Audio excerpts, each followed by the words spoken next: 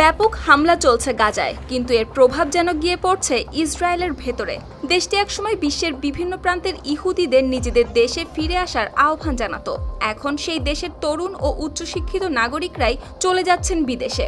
তাও 1-2 বছর নয়, টানা 3 বছর ধরে রেকর্ড সংখ্যক ইসরায়েলি দেশ ছেড়েছেন। তেল আবিব বিশ্ববিদ্যালয়ের এক গবেষণা বলছে, উচ্চশিক্ষিতদের দেশ ছাড়ার সংখ্যাটাও কিন্তু কম নয়।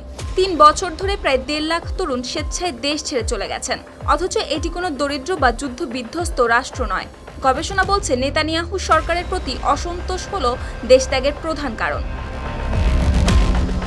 দ্য টাইমস অফ ইসরায়েলের তথ্য অনুযায়ী সোমবার প্রকাশিত এই গবেষণাটি পরিচালনা করেছেন তেল আবিব বিশ্ববিদ্যালয়ের কোলার স্কুল অফ ম্যানেজমেন্টের গবেষকরা। তাদের বিশ্লেষণ অনুযায়ী 2023 থেকে 25 এই 3 বছরে প্রায় 45 থেকে 50 হাজার করে মোট 1.5 লাখ ইসরায়েলি অন্তত 1 বছরের জন্য দেশ ছেড়েছেন।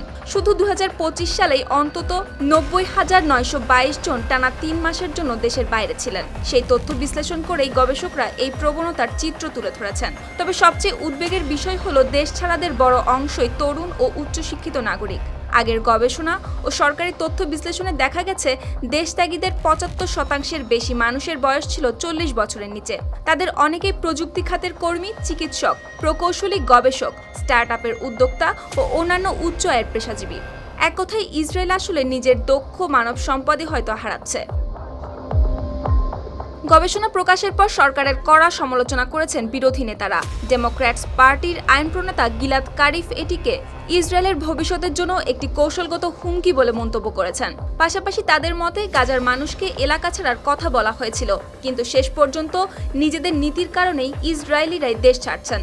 গবেষকদের সতর্কবার্তা, বর্তমান প্রবণতা যদি থামানো না যায়, তাহলে ভবিষ্যতে ইসরায়েলের অর্থনীতি, প্রযুক্তি খাত, নিরাপত্তা ও জনসংখ্যাগত ভারসাম্যের ওপর এর দীর্ঘমেয়াদী প্রভাব পড়তে পারে। বিশেষ করে তরুণ ও মেধাবী নাগরিকদের এই দেশত্যাগ ভবিষ্যতের জন্য সবচেয়ে বড় উদ্বেগের কারণ হয়ে উঠতে পারে।